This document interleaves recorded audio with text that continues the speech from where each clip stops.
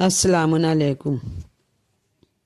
आज मैं आपको दीन इस्लाम का मफ़हूम और दीन में जबर नहीं के बारे में बता रही हूँ। तो सुनिए, दुनिया में कुछ लफ्ज़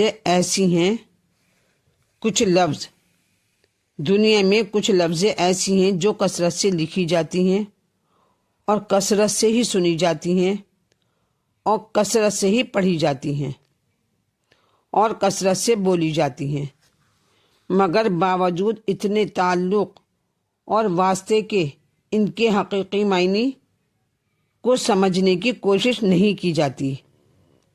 तो इन्हीं लफ्ज़ों में से एक लफ्ज़ इस्लाम भी है। आप जिस मुसलमान से सवाल करेंगे कि आपका दीन क्या है, तो फ़ौरन कहेगा वो शख्स कि भैया मेरा दीन इस्लाम है। तो इस्लाम के मायने क्या हैं? हुजूर जो दीन इस्लाम के मायने ना बता सके, वो इस्लाम पर ना वो उसके नाम पर। तो मुसलमानों, समझो कि इस्लाम के मायने क्या हैं। पहले ये समझो कि इस्लाम के मायने क्या हैं और इस्लाम किस तरह हासिल किया जाता है।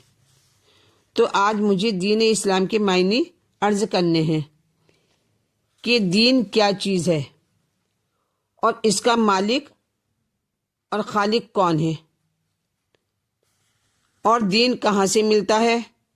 तो कुरान सुनिए, मालिक यौमिद्दीन, यानी मालिक है इसका, दीन का, इस्लाम का मालिक है कोई, तो यानी मालिक है दीन जज़ा का। तो दीन का तर्जुमा क्या हुआ? जज़ा। दीन का तर्जुमा हुआ जज़ा, यानी बदला, एवज, उजरत। बस दीन में मुआवजा होगा, यानी एवज होगा और बदला होगा दीन के अंदर। और कुरान मजीद सुनिए, फमन यामल मिस्काला ज़र्रतिन खैरन यरा वमन यामल मिस्काला ज़र्रतिन शर्रन यरा।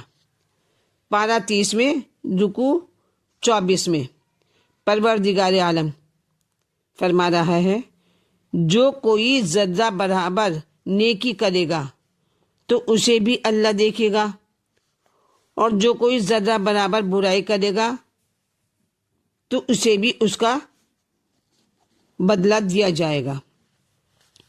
तो साबित हुआ कि दीन वो सही है जिसमें हर नेकी और बदी का बदला मिलेगा।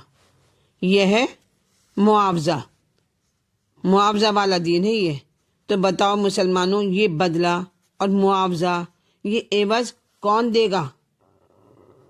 क्या कोई वली देगा इसका बदला? जो हम नेकी और बुराई करते हैं तो इसका बदला हमें क्या कोई वली देगा, या कोई अब्दाल देगा, या कोई खलीफा या इमाम या नबी? कौन देगा इसका बदला? तो हरगिज़ नहीं, बल्कि क़यामत के दिन सिर्फ़ और सिर्फ मुआवजा और बदला, एवज, उजरत खुदा ताला ही की ज़ात वाला देगा। जैसा कि हर मुसलमान का ईमान है कि मालिक यौमिद्दीन। क्यों मुसलमानों, जिस दीन का बदला खुदा ताला ही देगा, तो उस दीन को बनाने वाला भी कौन होगा? वो भी खुदा ताला ही होगा। जो दीन को बनाएगा तो बदला भी उसका वही देगा। तो बस जो उजरत, एवज देने वाले का हक है, वही तो दीन को बनाएगा। तो हुजूर दीन का बनाना काम है अल्लाह का। रसूल, जैसा कि रसूल कह रहे हैं, या अय्युहा रसूलो बल्लिग मा उन्ज़िला इलैका मिन रब्बिका। पारा 6 में, रुकू 14 में परवरदिगार कह रहा है, ऐ मेरे रसूल, तबलीग कर उसकी जो तेरे रब ने तेरी तरफ नाजिल किया है। और दीन बनाना नबी का काम भी नहीं है, बल्कि खुदा का काम है। इसके बारे में सुनिए, इन्नमा अंता मुंज़िरुन। पारा 30 में, रुकू 13 में परवरदिगार आलम कह रहा है कि ऐ मेरे हबीब, आप तो सिर्फ डराने वाले ही हैं। اے میرے حبیب، آپ تو صرف نصیحت ہی کرنے والے ہیں، آپ ان پر دروغہ نہیں لگائے گئے۔ میں کہتی ہوں نبی دین کیا بنائے گا، بلکہ انداز بیان بھی نہیں بدل سکتا۔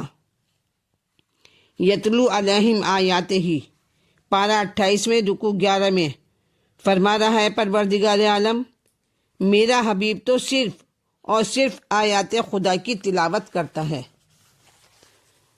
تو بیان کرنے کے 4 طریقے ہیں۔ اول، اپنا کلام بیان کرنا، جیسا کہ میں آپ کے سامنے عرض کر رہی ہوں، یہ میرا کلام کہلائے گا۔ دوسرا، غیر کے کلام کو اپنے لفظوں میں ادا کرنا، یعنی اس کا ترجمہ کرنا۔ قرآن پاک سے ہی مثال سن لیجئے، قل ہو واللہ احد، ترجمہ یہ کیا جاتا ہے کہ میرے حبیب کہو اللہ ایک ہے۔ حالانکہ احد کا ترجمہ ایک نہیں ہے بلکہ یکتا ہے۔ تو حضور ایک وہ ہوتا ہے جس کے 2 آدھے ہو سکیں، ایک وہ ہوتا ہے جس کے 2 آدھے ہو سکیں، یا 2 آدھوں کے مجموعے کو ایک کہتے ہیں۔ مثلا جیسے 2 اٹھنیاں ہیں، 2 اٹھنیوں کا 1 روپیہ یا 1 روپے کی 2 اٹھنیاں۔ تو خدا تعالیٰ ایسا ہرگز نہیں ہے۔ خدا تعالیٰ ایک ہے، میرا خالق ایک نہیں بلکہ احد یعنی یکتا ہے۔ خدا تعالیٰ ایسا ہرگز نہیں ہے کہ ایک نہیں ہے خدا تعالیٰ، بلکہ میرا خالق ایک نہیں بلکہ احد یعنی یکتا ہے۔ بلکہ احد کا ترجمہ ہماری زبان میں ہو سکتا ہی نہیں، احد کا ترجمہ ہماری زبان میں ہو ہی نہیں سکتا۔ یہاں اعتراض ہو سکتا ہے کہ خدا تعالیٰ کو واحد بھی تو کہہ کر پکارا جاتا ہے جس کا معنی ایک ہے۔ تو عرض کرتی ہوں کہ جہاں خدا تعالیٰ کے لیے لفظ واحد استعمال ہوا ہے، وہاں صرف واحد ہی نہیں ہوگا بلکہ وحدہ لا شریک لہ، کہ وہ واحد کہ جس کا کوئی شریک نہیں۔ تو آپ کو ملے گا اکیلا، واحد ہرگز نہ ہوگا۔ یقیناً میرا خدا یکتا ہے کہ جس کے نہ 2 آدھے ہو سکتے ہیں اور نہ وہ ترکیب سے ثابت ہوتا ہے۔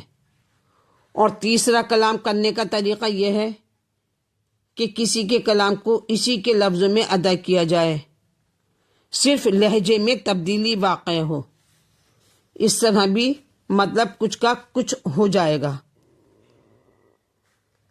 لہجے کی تبدیلی کلام کے رخ کو بدل دیتی ہے۔ مثلا ایک مرید نے پیر صاحب سے عرض کیا کہ حضور فرما دیں کہ میرے گھر میں لڑکا ہوگا یا لڑکی۔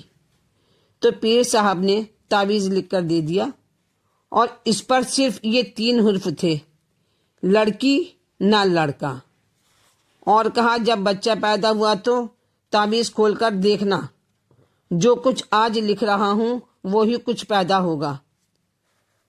تو اب ان 3 لفظوں کی ادائیگی بدلنے سے 4 معنی ہو سکتے ہیں۔ غور فرمائیں کہ لڑکی نہ لڑکا، تو اس طرح کی ادائیگی سے لڑکا ثابت ہو گیا، اور دوسری طرح لڑکی نہ لڑکا، اب معلوم ہوا کہ پیر صاحب نے لڑکی کی پیدائش کی خبر تحریر فرمائی تھی، کہ انہوں نے فرمایا تھا کہ لڑکی نہ لڑکا یعنی مخنث ہوگا، اور اگر استقاط ہو گیا تو پیر صاحب کی ولایت پھر بھی برقرار رہی، یعنی پیر صاحب نے تو تحریر فرما ہی دیا تھا کہ لڑکی نہ لڑکا۔ تو یعنی استقاط ہوا کہ ہزاروں پیر دنیا نے بنائے اور مسلمانوں کو پیروں نے اپنے جال میں پھنسایا۔